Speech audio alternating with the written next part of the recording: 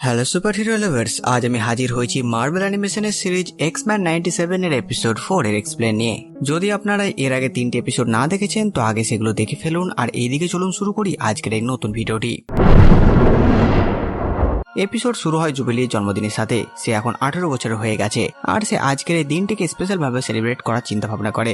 এইদিকে বাকি এক্সম্যানরা বসে কফি খায়। ম্যাগনেটো তাদের বলে এখন থেকে তাদের ডেঞ্জার রুমে গিয়ে বেশি বেশি প্র্যাকটিস করা উচিত, কারণ মিস্টার সিনিস্টারের পরবর্তী প্ল্যান কি সেটা আমরা কেউ জানি না। ততক্ষণে সেখানে জুবিলি এসে উপস্থিত হয়। তাকে তারা জিজ্ঞেস করে যে আজ যেহেতু তার জন্মদিন তাই সে আজকে জন্মদিনে কি করতে চায়। উত্তরে জুবিলি বলে সে ভিডিও গেম খেলার জন্য বাইরে আর্কেডে যেতে চায়, কিন্তু ম্যাগনেটো তাকে অনুমতি দেয় না। তার মতে মিউট্যান্টরা বিপদে আছে আর তাই তাদের উচিত বেশি বেশি প্র্যাকটিস করা, নাকি ফালতু সময় নষ্ট করা। এই শুনে জুবিলিকে খুব খারাপ লাগে আর এই সব কিছু সে তার রুমে বসে থাকা সেই ছেলেটি যার নাম রবার্টো তাকে বলে।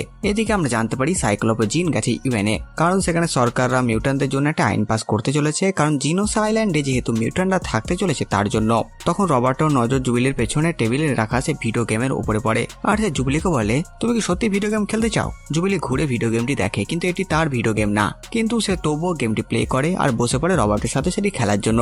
কিন্তু সেটি চালু হওয়ার সাথে সাথে সে ভিডিও গেম তাদের দুইজনকে গেমের মধ্যে টেনে নেয় আর সেখানে একটি সেন্টিনেল তাদের উপর আক্রমণ করে। রবার্টো নিজের পাওয়ার ব্যবহার করে না ভয়ে, কিন্তু জুবিলি নিজের শক্তি ব্যবহার করে সেন্টিনেলকে হারায়। এরপর আরো কয়েকজন তাদের উপর আক্রমণ করে আর তারপর রবার্টোকে সাথে করে নিয়ে সেখান থেকে চলে যায়। আর সে রবার্টোকে বলে যে সে কেন নিজের শক্তি ব্যবহার করছে না। তখন তারা দেখে পাশের একটি ফোন বুথের ফোন রিং করছে। রবার্টো সেটি কোনো ট্র্যাপ ভাবে, কিন্তু তবুও সে সেটি তুলে নেয়। সেটা তোলার সাথে সাথে তারা সেখান থেকে টেলিপোর্ট হয়ে পৌঁছে যায় জিনোর সাথে।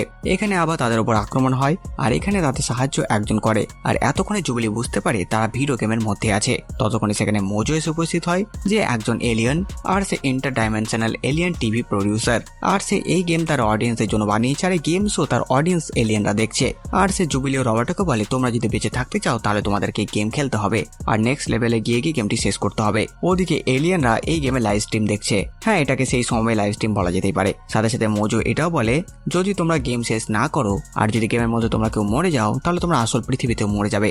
আর কোনো রাস্তা দেখতে না পেয়ে জুবিলি ও রবার্টো গেম খেলে আর লেভেল এগিয়ে যায়। মোজো ধীরে ধীরে গেমকে হার্ড করতে চলে আর এতে তাদের হেলথ অনেক কমে যায়, কিন্তু কেউ তাদের সাহায্য করে, ফলে তাদের হেলথ আবার ফুল হয়ে যায়। মোজো রেগে যায়, এমনটা কি করে সম্ভব। তখন সে জানতে পারে গেমের মধ্যে একটা বাগ আছে, ফলে এমন হয়েছে। পরের লেভেলের ভিলেন ম্যাগনেটো, তার আক্রমণে রবার্টো গুরুতর আহত হয় আর তার গেম ওভার। জুবিলি একা, তবু সে কোনো রকমে ম্যাগনেটোকে হারিয়ে সে লেভেলটি জিতে যায় আর সেখানে একটি হেলথ পায় যেটি সে রবার্টোকে দিয়ে তাকে বাঁচিয়ে নেয়। তখন জুবিলির সন্দেহ হয় কেউ এই গেমের মধ্যে আছে যে তাদের সাহায্য করছে এই গেমের লেভেলকে ক্রস করার জন্য, কিন্তু তারা বুঝতে পারে না তাদের সাহায্য করছে তাকে। ঠিক তখন গেমের মধ্যে ম্যাগনেটো এসে আবার উপস্থিত হয় আর তখন যে তাদের সাহায্য করছিল সে তার সামনে আসে। আর তখন আমরা জানতে পারি যে তাদের সাহায্য করছিল সে আর কেউ না, জুবিলির ফিউচার ভার্সন, মানে সে নিজেরই সাহায্য করছিল।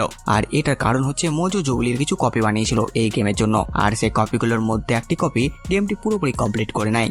আর সে অনেক বছর ধরে গেমের মধ্যে বন্দী ছিল আর সেই সাহায্য করছে এই ইয়ং জুবিলিকে। ঠিক তখন সেখানে ফাইনাল ভিলেন রূপে সামনে আসে মোজো, আর তখন দুই জুবিলি রবার্টো মিলে মোজোকেও হারিয়ে দেয়। আর তারপর জুবিলি রবার্টো গেমের বাইরে আবার এক্স ম্যানশনে এসে পড়ে। অপরদিকে আমরা দেখি স্টর্মকে। সে ফোর্জকে জিজ্ঞেস করে যে সে তার সাহায্য কেন করছে। উত্তরে ফোর্জ বলে আর জেভিয়ার যদি বেঁচে থাকতো তো সে তো সাহায্য করতো তোমার, আর জেভিয়ারের বন্ধু মানে আমার বন্ধু, আর তাই আমি সাহায্য করছি। আর তার কাছে একটি মেশিন আছে যার সাহায্যে সেই স্টর্মের ব্রেনে প্রবেশ করে তার পাওয়ারের সাথে তার কানেকশন যেটা লুজ আছে সেটাকে ঠিক করে দেবে, ফলে তার শক্তি সে আবার পেয়ে যাবে। এরপর তারা ঘোড়া নিয়ে মরুভূমিতে যায় আর এক সুন্দর দৃশ্য দেখে প্রকৃতির। ফোর্জের একটি হাত ও পা লোহার, যেটার কারণ স্টর্ম জিজ্ঞেস করাতে সে জানতে পারে একটি যুদ্ধতে ফোর্জ নিজের হাত পা হারিয়েছে। এরপর সে মেশিনের সাহায্যে সে টেস্ট করে স্টর্মকে। এরপর স্টর্ম নিজের শক্তি ব্যবহার করার চেষ্টা করে, কিন্তু সে পারে না, তার শক্তি এখনো ফিরে আসেনি আর স্টর্ম কাঁদতে শুরু করে। তারপর আবার আমরা ফোর্জের ল্যাব দেখি আর সেখানে স্টর্ম জানতে পারে ফোর্জি হচ্ছে সেই ব্যক্তি যে সেই ডিভাইসটি বানিয়েছিল যেটা মিউট্যান্টদের পরিয়ে দিলে তারা নিজেদের শক্তি ব্যবহার করতে পারে না।